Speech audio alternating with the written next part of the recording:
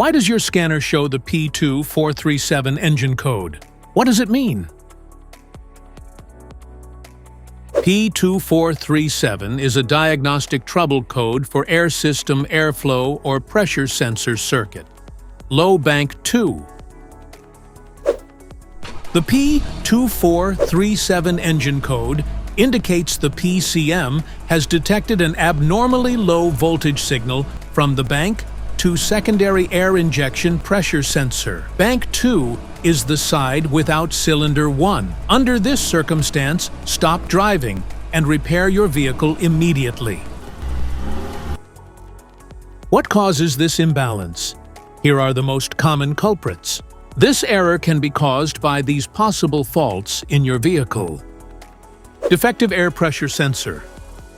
Damaged or corroded wiring. Failed one-way check valve. Malfunctioning air control solenoid.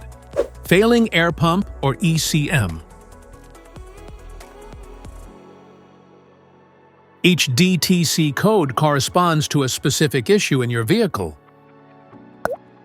This error code occurs in any OBD2 equipped vehicles, especially in those manufactured since 1996, and it is commonly found in vehicles like Toyota, Chevrolet, and Lexus.